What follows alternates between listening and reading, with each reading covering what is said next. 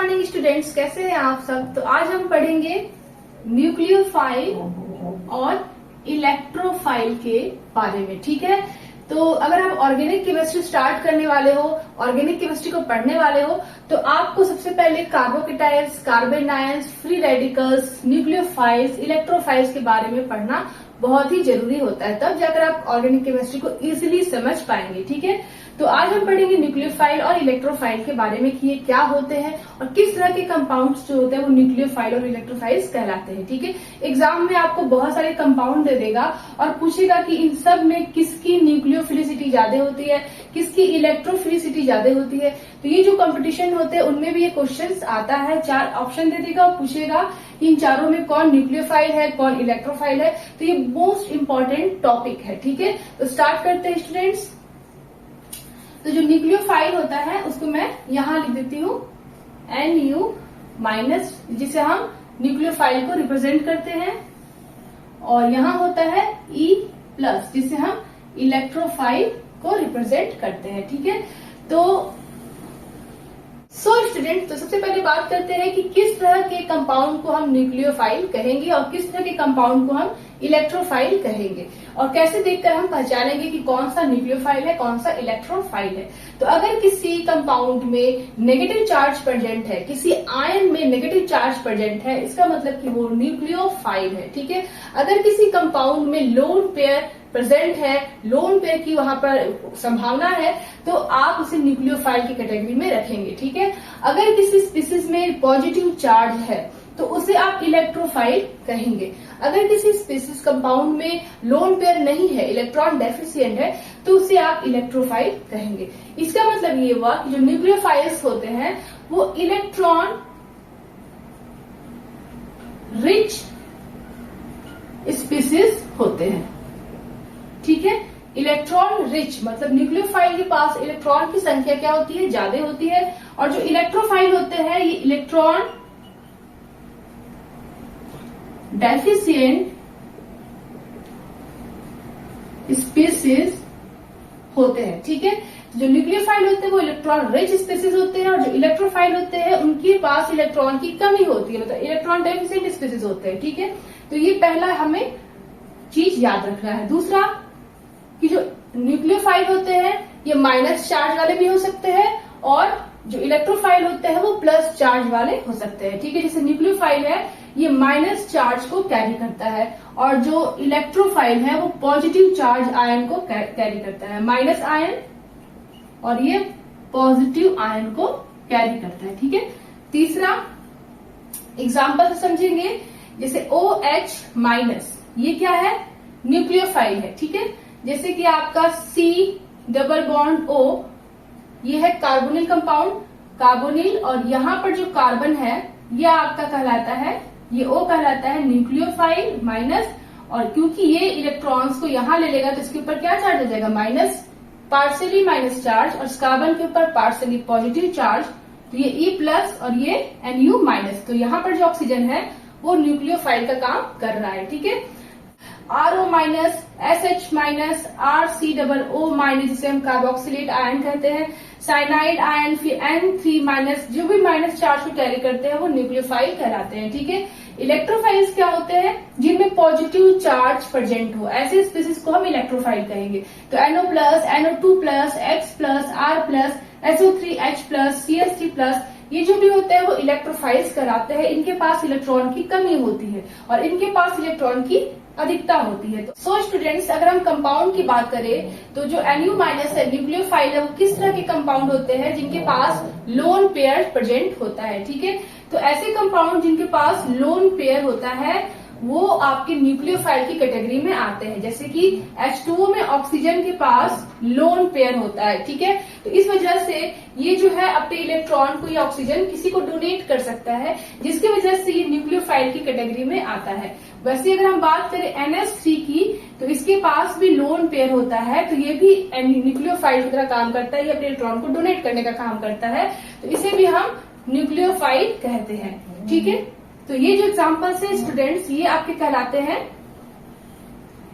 Lewis base. ठीक है, इन्हें हम लेविस बेस कहते हैं, ठीक है। लेविस बेस का मतलब होता है कि ऐसे कंपाउंड जिनके पास एक्स्ट्रा लोन पेयर्स होते हैं जो किसी दूसरे इलेक्ट्रॉन डेफिशिएंट स्पीसीज को अपने इलेक्ट्रॉन डोनेट कर सके, तो उन्हें हम न्यूक्लियोफाइल या लेविस बेस कहते हैं, ठीक है। न्यूक्लियो का मतलब होता है न्यूक्लियस और फाइल का मतलब होता है लव। तो न्यूक्लियोफाइल का पूरा मतलब होता है न्यूक्लियस लवर, मतलब पॉजिटिव चार्ज को लाइक करने वाला। तो जो भी जितने भी न्यूक्लियोफाइल होते हैं वो न्यूक्लियस की तरफ अट्रैक्ट होते हैं, पॉजिटिव चार्ज की तरफ अट्रैक्ट होते हैं, ठीक है। तो ये जो आपके कंपाउंड्स मैंने आपको बताया जिसमें कि आपका OH माइनस, ठीक है, नेगेटिव चार्ज है, तो ये कहाँ अटैक करेगा, H प्लस के पास अटैक करेगा और ये दोनों मिलकर वाटर बना लेंगे। तो इसे हम कहेंगे न्यूक्लियोफाइल, इसे हम कहेंगे इलेक्ट्रोफाइल, ठीक है। और यहाँ पर कंपाउंड की बात करें तो जिनके पास एक्स्ट्रा लोन पेयर्स होते हैं ये अपने लोन पेयर किसी को डोनेट कर सकते हैं, किसी इलेक्ट्रॉन डेफिशिएंट स्पीसीज को डोनेट कर सकते हैं जैसे BF3 वगैरह को, तो इसे हम कहते हैं न्यूक्लियोफाइल, ठीक है। अब बात करते हैं इलेक्ट्रोफाइल के बारे में। तो ऐसे कंपाउंड जिनके पास इलेक्ट्रॉन की कमी होती है, ठीक है, या जिनके आउटर मोस्ट में वैकेंट ऑर्बिटल्स प्रेजेंट होते हैं, इम्पटी ऑर्बिटल्स प्रेजेंट होते हैं, जिनके पास इलेक्ट्रॉन की डेफिशिएंसी होती है, जो दूसरे किसी स्पीसीज से इलेक्ट्रॉन को ले सकते हैं, उन्हें हम कहते हैं लेविस एसिड या आपका इलेक्ट्रोफाइल। जैसे BF3 हो गया, जैसे AlCl3 हो गया, जैसे CO2 हो गया, ये जो कंपाउंड्स होते हैं ये आपके इनके पास इलेक्ट्रॉन्स की कमी होती है, क्योंकि बोरान जो है इसके आउटर मोस्ट में अगर हम जाएंगे तो इम्पटी ऑर्बिटल्स प्रेजेंट होते हैं फ्लोरीन को बनाने के बाद भी, और एल्युमिनियम के पास भी होता है। तो इस वजह से ये कार्बन जो होता है दो ऑक्सीजन से जुड़ा हुआ है, जिसकी वजह से इसके ऊपर पॉजिटिव चार्ज आ जाता है, तो ये लेविस एसिड बनाते हैं जिसे हम इलेक्ट्रोफाइल कहते हैं, ठीक है। तो ऐसे स्पीसीज जिनके पास लोन पेयर की अधिकता हो तो उसे हम कहेंगे लेविस बेस। जिनके पास लोन पेयर्स नहीं है, वैकेंट ऑर्बिटल्स है आउटर मोस्ट में, तो उसे हम कहेंगे लेविस एसिड, जो इलेक्ट्रॉन्स को लव करते हैं। और ये जो क्या करते हैं, ये न्यूक्लियस को लव करते हैं, ठीक है।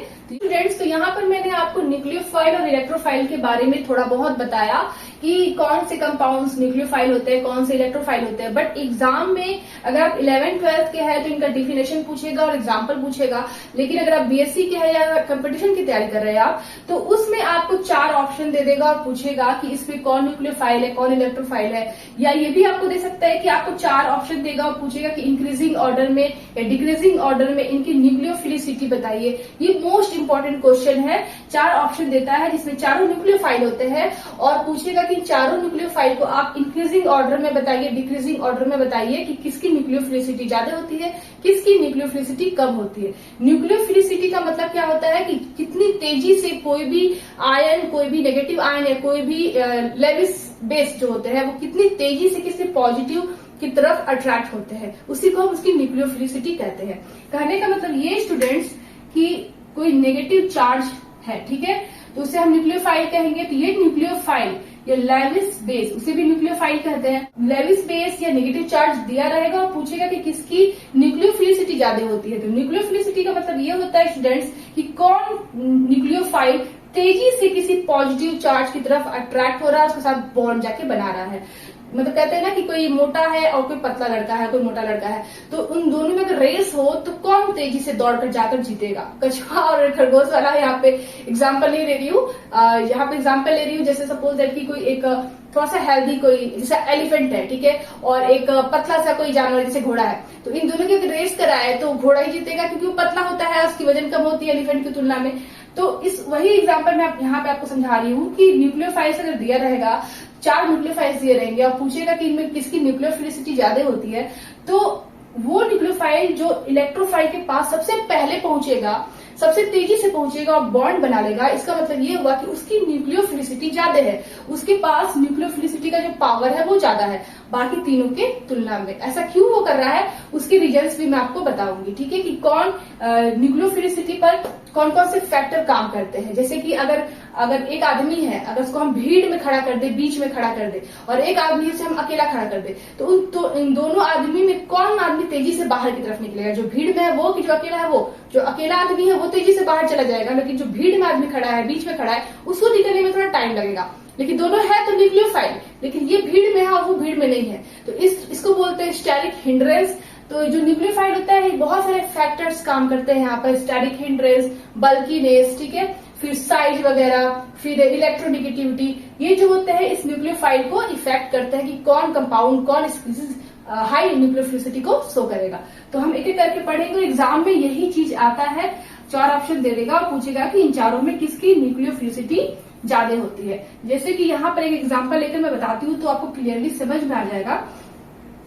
CH3O-, ठीक है, ये एक एग्जाम्पल दिया हुआ है, और एक दिया हुआ है CH3CH2O-। आपको बताना है, वैसे तो ये दोनों न्यूक्लियोफाइल है क्योंकि नेगेटिव चार्ज है इनमें, ठीक है, ये आयन है। तो अब आपको बताना है कि इन दोनों में किसकी न्यूक्लियोफिलिसिटी ज्यादा होगी। तो आप सोचिए यहाँ पर कि ये कार्बन जो है इसके पास 3 छोटे छोटे हाइड्रोजन्स है और यहाँ पर एक माइनस चार्ज है, लेकिन ये जो ऑक्सीजन है और ये जो कार्बन है, इसको मैं स्ट्रक्चर कर बनाऊं तो यहाँ पर कार्बन और हाइड्रोजन, यहाँ पर 2 हाइड्रोजन और यहाँ पर एक ऑक्सीजन, ठीक है। और यहाँ पर जो कार्बन है वो sp3 हाइब्रिडेशन को शो कर रहा है क्योंकि सिग्मा बॉन्ड 4 बन रहे हैं, लोन पेन 0 है, तो ये sp3 मतलब टेट्राहाइड्रल को शो कर रहा है। तो इसका जो स्ट्रक्चर हम बनाएंगे अगर 3 डायमेंशन में, तो वहां पर आप देखेंगे कि जो ऑक्सीजन माइनस है वो इस CH3 की वजह से, इन 2 हाइड्रोजन की वजह से ये बहुत भीड़ में चला गया है। भीड़ में मतलब स्टैटिक हिंड्रेंस वहां लग रहा है। भीड़ में वो आदमी खड़ा है और वो आदमी अकेले खड़ा है, तो जो भीड़ वाला आदमी है उसको निकलने में टाइम लगेगा, जो अकेला जो आदमी खड़ा है वो आराम से निकल जाएगा, ठीक है। तो उसी तरीके से यहाँ पर ये हाइड्रोजन छोटे छोटे हैं, कम भीड़ है, तो ये जो माइनस चार्ज है ये किसी भी पॉजिटिव के पास तेजी से पहुंचेगा क्योंकि यहाँ पे भीड़ ही नहीं है। स्टेरिक हिंड्रेंस यहाँ पे कम है, इसको बोलते हैं स्टेरिक हिंड्रेंस, यहाँ पर कम है। बट यहाँ पर जो O- है यहाँ पर थोड़ा भीड़ है, स्टेरिक हिंड्रेंस है, तो ये आराम से उस इलेक्ट्रोफाइल के पास अटैक करने नहीं जा पाएगा, ये थोड़ा सा इधर उधर करेगा तब जाएगा उसके पास, ठीक है। तो जो मैंने आपको एग्जांपल बताया आदमी वाला, उसको ध्यान रखिएगा कि अगर कोई भीड़ में आदमी खड़ा है तो वो बाहर निकलने में थोड़ा टाइम लगेगा, लेकिन जो आदमी अकेले खड़ा है वो तुरंत ही बाहर निकल जाएगा। इसका मतलब ये हुआ कि इसकी इलेक्ट्रोफिलिसिटी ज्यादा होगी जो अकेले खड़ा है, सॉरी न्यूक्लियोफिलिसिटी इसकी ज्यादा होगी जो अकेले खड़ा है, लेकिन जो भीड़ में खड़ा है उसकी जो न्यूक्लियोफिलिसिटी होगी वो कम हो जाएगी। मतलब ये कि इसकी न्यूक्लियोफिलिसिटी इसकी तुलना में ज्यादा होगी। क्यों? क्योंकि यहाँ पर बल्कीनेस है, बल्कीनेस मतलब स्टेरिक हिंड्रेंस यहाँ पर लग रहा है। अगर हम इसको 3 डायमेंशन में बनाएंगे तो ये कार्बन sp3 हाइब्रिडेशन को शो करेगा और उसका स्ट्रक्चर कुछ ऐसा होगा, यहाँ पर कार्बन होगा, यहाँ ऑक्सीजन, फिर यहाँ पे एक बड़ा सा CH3 ग्रुप जो इस O- को चारों तरफ से ढक लेगा। ढकने की वजह से ये किसी भी इलेक्ट्रोफाइल के पास अटैक नहीं कर पाएगा, करेगा लेकिन बहुत स्लो मोशन में करेगा, बहुत धीरे धीरे करेगा क्योंकि भीड़ है, ठीक है। तो यहाँ पर इसकी न्यूक्लियोफिलिसिटी क्या हो गई, इसकी तुलना में कम हो गई। तो एग्जाम में आपको 2 कंपाउंड देगा और पूछेगा किसकी ज्यादा है किसकी कम है, तो आप सोच समझकर यहाँ पर आंसर देंगे। स्टेरिक हिंड्रेंस देखेंगे, साइज देखेंगे, इलेक्ट्रोनेगेटिविटी देखेंगे, काफी कुछ फैक्टर्स है। तो ये मैंने आपको बताया कि CH3O- और CH3CH2O- में न्यूक्लियोफिलिसिटी किसकी ज्यादा होगी, CH3O- की, क्योंकि इसमें स्टेरिक हिंड्रेंस, बल्कीनेस कम है और इसमें ज्यादा है, ठीक है। नेक्स्ट एग्जाम्पल लेते हैं, OH- और H2O, इन दोनों में आपको बताना है किसकी न्यूक्लियोफिलिसिटी ज्यादा होगी। ये एग्जाम्पल जो है एग्जाम में बहुत आता है, अगर आप रेगुलर एग्जाम में आपका BSc का है, इंटरमीडिएट का है या कंपटीशन का है, तब भी ये पूछता है कि इनमें किसकी न्यूक्लियोफिलिसिटी ज्यादा होगी। तो आप देखिए यहाँ पर कि जो H2O में O जो है ये कोई आयन अभी यहाँ नहीं बना रहा है, लेकिन इस H2O के साथ कोई और भी H2O होगा ना, क्योंकि एक सिंगल मॉलिक्यूल तो होगा नहीं। जैसे वाटर अगर आपने ले लिया तो उसमें ढेर सारे H2O के मॉलिक्यूल्स होंगे, तो ये H2O के मॉलिक्यूल्स जो है वो ऑक्सीजन, जैसे ये H2O है, इसको हम खोलकर अगर बनाए तो ये HOH सपोज ऐसे है, ठीक है। तो ये दूसरा जो मॉलिक्यूल होगा H2O का HOH, तो ये जो है इसके साथ हाइड्रोजन बॉन्ड बना लेगा, फिर ये इसके साथ हाइड्रोजन बॉन्ड बना लेगा, बनाएगा ना। तो इस वजह से क्या होगा कि ये जो ऑक्सीजन है ये हाइड्रोजन बॉन्ड बनाने की वजह से अपने लोन पेयर्स को किसी दूसरे इलेक्ट्रोफिलिक स्पीसीज में अपने इलेक्ट्रॉन्स को डोनेट नहीं कर पाएगा। मतलब ये कि इस H2O में जो लोन पेयर्स प्रेजेंट है, जो लेविस बेस है, ये जो न्यूक्लियोफाइल का काम कर रही है, तो क्या ये अपने इलेक्ट्रॉन्स को इजीली किसी इलेक्ट्रोफाइल को, किसी इलेक्ट्रॉन डेफिशिएंट स्पीसीज को ये अपने इलेक्ट्रॉन दे सकता है? नहीं दे सकता, क्योंकि H2O में हाइड्रोजन बॉन्ड बन रहे हैं एक दूसरे मॉलिक्यूल के साथ, जिसकी वजह से ये जो लोन पेयर है ये क्या हो जा रहा है, मजबूती से, स्टेबिलिटी इसकी बढ़ जा रही है हाइड्रोजन बॉन्ड बनने की वजह से, जिसकी वजह से ये अपने लोन पेयर को डोनेट कर ही नहीं पा रहा है किसी इलेक्ट्रोफाइल को। बट अगर हम OH माइनस की बात करें तो इसमें इलेक्ट्रॉन डेंसिटी इसकी तुलना में ज्यादा है, क्योंकि एक तो इसका लोन पेयर है ही है यहाँ पर, बट माइनस चार्ज मतलब क्या हुआ, किसी और का ये छीन कर आके बैठा है।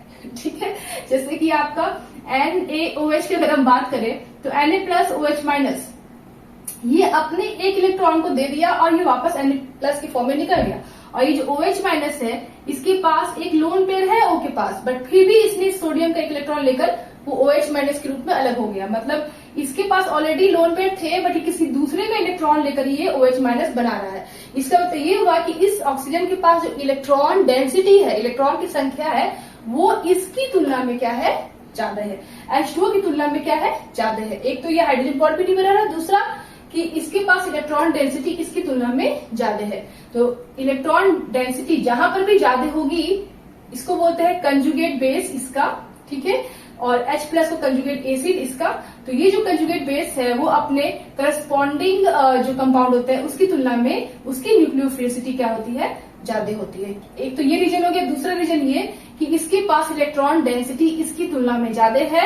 एक माइनस चार्ज मतलब क्या हुआ, किसी दूसरे का इलेक्ट्रॉन लेकर ये बैठा हुआ है, यहाँ पर अपना ही इलेक्ट्रॉन लिया है, हाँ, लेकिन दूसरे का इलेक्ट्रॉन लिया है, मतलब क्या कि इसके पास इलेक्ट्रॉन डेंसिटी ज्यादा है। तो जिसके पास इलेक्ट्रॉन डेंसिटी ज्यादा होगी, माइनस चार्ज ज्यादा होगा, तो वो उतनी ही तेजी से किसी पॉजिटिव चार्ज के पास, किसी इलेक्ट्रोफाइल के पास अटैक करेगा, क्योंकि उसके पास क्या है, धन ज्यादा है, तो उसने गरीबों को पैसा बांटना शुरू कर दिया। तो वही बात है कि इसके पास इलेक्ट्रॉन ज्यादा है तो ये क्या करेगा, इलेक्ट्रोफाइल के पास बहुत ही तेजी से रिएक्ट करेगा, फास्ट करेगा इसकी तुलना में, क्योंकि इसके पास तो खुद का लोन पेयर है, इलेक्ट्रॉन डेंसिटी है बट इसकी तुलना में कम है। ठीक है, ये किसी दूसरे का लेकर बैठा है, तो इसको क्या बोलेंगे कि इसकी जो न्यूक्लियोफिलिसिटी ऑर्डर है वो H2O से ज्यादा है। मतलब OH माइनस का H2O से न्यूक्लियोफिलिसिटी ज्यादा होती है। ये चीज आपको याद रखना है, न्यूक्लियोफिलिसिटी ऑर्डर। ठीक है फ्रेंड्स, NH2 माइनस और NH3 का, ठीक है, यहाँ पर एक लोन पेयर है। अब इन दोनों में आपको बताना है, ये कंजुगेट बेस है इसका, ठीक है। तो आप ये बताइए कि ये नेगेटिव चार्ज स्पीसीज और ये क्या है, मॉलिक्यूल है, ठीक है, पोलर मॉलिक्यूल है, तो इन दोनों में किसकी न्यूक्लियोफिलिसिटी ज्यादा होगी, थिंक अबाउट इट। तो सबसे पहले आप देखिए कि यहाँ पर की जो अमोनिया है इसमें लोन पेयर प्रेजेंट है, ये हाइड्रोजन बॉन्ड बनाएगा दूसरे अमोनिया के साथ, प्लस एक ये रीजन हो गया। दूसरा रीजन ये कि यहाँ पर नेगेटिव चार्ज का मतलब ये हुआ कि इसके पास एक लोन पेयर है नाइट्रोजन के पास, बट एक इलेक्ट्रॉन इसने कहीं और से लेकर बैठा है ये, ठीक है, एक इलेक्ट्रॉन कहीं और से लिया है। कहां से लिया है, तो NH3 है ना, ये NH3, NH2 और यहाँ पे एक हाइड्रोजन, तो इसका ये इलेक्ट्रॉन ले लिया और इसको H प्लस की फॉर्म में बाहर निकाल दिया, ये कंजुगेट एसिड, ये कंजुगेट बेस, और यहाँ पर ये बन रहा है NH2 माइनस। मतलब ये हुआ कि इसके पास खुद का लोन पेयर था बट किसी और का इलेक्ट्रॉन ले लिया, तो इसकी इलेक्ट्रॉन डेंसिटी ज्यादा हो गई इसकी तुलना में, तो इसकी न्यूक्लियोफिलिसिटी क्या होगी, फिर ज्यादा होगी इसकी तुलना में। ठीक है, तो किसी भी कंजुगेट बेस का उसके करस्पॉन्डिंग कंपाउंड से न्यूक्लियोफिलिसिटी ज्यादा होती है। ये चीज आपको याद रखना होगा कि NH2 माइनस में इलेक्ट्रॉन डेंसिटी ज्यादा है NH3 की तुलना में, इस वजह से इसकी न्यूक्लियोफिलिसिटी ज्यादा होगी, जैसे मैंने आपको OH माइनस के केस में बताया। एग्जाम्पल है इसका, यहाँ पे भी सेम केस है, ठीक है। यहाँ पर सल्फर जो होता है ऑक्सीजन फैमिली का होता है, इसके पास दो लोन पेयर होते हैं। तो यहाँ पर आपका, और यहाँ पर देखिए, यहाँ पे इलेक्ट्रॉन डेंसिटी ज्यादा है सल्फर का, ऑलरेडी 2 इलेक्ट्रॉन है, सॉरी 4 इलेक्ट्रॉन है इसके पास, बट फिर भी किसी और का इलेक्ट्रॉन ये लेकर बैठा है, तो इलेक्ट्रॉन डेंसिटी इसकी तुलना में इसकी क्या हो गई, ज्यादा हो गई। जितनी ज्यादा इलेक्ट्रॉन डेंसिटी होगी किसी सेंट्रल एटम में, उतना ही फास्टली वो किसी इलेक्ट्रोफाइल की तरफ अट्रैक्ट होगा, उसके साथ रिएक्शन करेगा, उसके साथ बॉन्ड बनाएगा। तो इन दोनों में अगर बात करें तो कौन तेजी से जाकर उस E प्लस से अटैक करेगा, उस E प्लस के पास जाकर अटैक करेगा, ये किए उसी को उसकी न्यूक्लियोफिलिसिटी कहेंगे। SH माइनस है, H2S है, इन दोनों में कौन तेजी से जाकर इस E प्लस के साथ मिलकर बॉन्ड बनाएगा, यही चीज बताता है कि इन दोनों में किसकी न्यूक्लियोफिलिसिटी ज्यादा है। न्यूक्लियोफिलिसिटी मतलब E प्लस लवर, मतलब न्यूक्लियस लवर, मतलब जहां पॉजिटिव है उसका लवर। तो S माइनस और S यहाँ पे लोन पेयर है, इसके पास इलेक्ट्रॉन डेंसिटी ज्यादा है, माइनस चार्ज ज्यादा है, तो ये किसी भी पॉजिटिव चार्ज के पास ज्यादा तेजी से अटैक करेगा कंपेरिजन टू दिस वन। ठीक है, क्योंकि यहाँ पे इलेक्ट्रॉन डेंसिटी ज्यादा है, इलेक्ट्रॉन जिसके पास ज्यादा है, जिसकी वजह से ये किसी इलेक्ट्रॉन पॉजिटिव के पास, जिसके पास इलेक्ट्रॉन की कमी है, उसके पास ये बहुत तेजी से जाकर अटैक करेगा और बॉन्ड बनाएगा। इसी को बोलते हैं न्यूक्लियोफिलिसिटी ऑफ दिस कंपाउंड। तो यहाँ पर न्यूक्लियोफिलिसिटी ऑर्डर हो गई ऑर्डर H2S और SH माइनस का। हमारा जो नेक्स्ट एग्जांपल है वो है कार्बोक्सिलेट आयन का, ठीक है, CH3 C double bond OH, ये हो गया कार्बोक्सिलेट मतलब आपका एसिटिक एसिड, ठीक है। और यहाँ पर है CH3 C double bond O negative charge, ठीक है। तो ये कंजुगेट बेस है इससे कंपाउंड का, ठीक है। तो और यहाँ से H प्लस निकलेगा, वो क्या हो जाएगा, कंजुगेट एसिड हो जाएगा। तो इन दोनों में पूछ रहा है कि किसकी न्यूक्लियोफिलिसिटी ऑर्डर ज्यादा होगी, तो कि ये है एसिटिक एसिड और ये है एसिटेट आयन। तो इन दोनों में किसकी न्यूक्लियोफिलिसिटी ज्यादा होगी, अगर ये एग्जाम में आता है तो आप कैसे बताएंगे। तो आप देखिए यहाँ पर मैं आपको बताती हूँ, जो CH3 है और ये C डबल बॉन्ड O है, ठीक है, यहाँ पर OH है। तो अगर ये H प्लस बाहर निकल जाता है तो इसके इलेक्ट्रॉन्स को ये O माइनस ले लेगा, तो यहाँ पर क्या बनाएगा, ये CH3 C double bond O negative ये बनाएगा। तो ये जो आपका आयन बन रहा है ये रिजोनेटिंग स्ट्रक्चर फॉर्म करता है और रिजोनेंस स्टेबलाइज होता है। यहाँ पर डबल बॉन्ड O और यहाँ पर ये जो माइनस चार्ज होगा वो इधर आएगा और ये जो होगा ये इधर जाएगा, ठीक है। ये डबल बॉन्ड का जो इलेक्ट्रॉन इधर जाएगा और ये माइनस चार्ज यहाँ आएगा, तो ये डबल बॉन्ड O यहाँ बन जाएगा, ये आपका बनेगा माइनस चार्ज और यहाँ पर बनेगा डबल बॉन्ड O, ठीक है। तो यहाँ पर ये क्या है, रिजोनेटिंग स्ट्रक्चर शो कर रहा है, ये एसिटेट आयन, जिसकी वजह से ये जो नेगेटिव चार्ज है ये स्टेबलाइज हो रहा है। तो मैंने आपको पहले ही बताया था कि जो न्यूक्लियोफिलिसिटी होती है वो रिजोनेंस स्टेबलाइजेशन पर भी डिपेंड करती है, स्टैटिक हिंड्रेंस पर डिपेंड करती है, बल्कीनेस पर डिपेंड करती है, इलेक्ट्रॉन डेंसिटी पर डिपेंड करती है, इलेक्ट्रोनेगेटिविटी पर भी डिपेंड करती है। क्या चीज, तो न्यूक्लियोफिलिसिटी किसी कंपाउंड का, किसी आयन का। तो यहाँ पर जो O माइनस है, नेगेटिव चार्ज है, वो रिजोनेंस स्टेबलाइज हो रहा है, जिसकी वजह से इसकी स्टेबिलिटी हाई हो जाती है। और स्टेबिलिटी हाई होने का मतलब ये हुआ कि ये जो एसिटेट आयन है ये इस फॉर्म में ज्यादा देर तक रहता है, मतलब वापस ये किसी H प्लस के साथ मिलकर वापस ये एसिटेट नहीं बनाता है, वापस किसी H प्लस से मिलकर वापस से ये एसिटिक एसिड नहीं बनाता है, ये इसी फॉर्म में ज्यादा देर तक रहता है, ठीक है। किसी भी रिजोनेंस स्टेबलाइजेशन का मतलब क्या हुआ, ये जो एसिटेट आयन है ये रिजोनेंस स्टेबलाइज हो रहा है, इसका मतलब ये हुआ कि ये जो O माइनस चार्ज है, ये नेगेटिव चार्ज है, ये रिजोनेंस में जा रहा है, रिजोनेंस स्टेबलाइज हो रहा है, जिसकी वजह से ये इस फॉर्म में ज्यादा देर तक रहेगा, एसिटेट आयन के फॉर्म में। ये वापस से किसी H प्लस के साथ जाकर नहीं जुड़ेगा, ठीक है, क्योंकि ये रिजोनेंस स्टेबलाइज हो रहा है, इसी फॉर्म में, ये स्टेबल फॉर्म में है ये। तो जब ये इस फॉर्म में ज्यादा देर तक रहेगा कंपेरिजन टू दिस वन, क्योंकि यहाँ पर कोई भी रिजोनेंस नहीं हो रहा है, तो इस वजह से ये जो नेगेटिव चार्ज है ये इस फॉर्म में ज्यादा देर तक रहेगा, तो ये किसी भी E प्लस के पास बहुत ही तेजी से अटैक करेगा, उसके साथ जाकर बॉन्ड बनाएगा कंपैरिजन टू दिस वन। तो इस वजह से इसकी न्यूक्लियोफिलिसिटी क्या होती है, ज्यादा होती है इससे, मतलब एसिटेट आयन की न्यूक्लियोफिलिसिटी एसिटिक एसिड से ज्यादा होती है।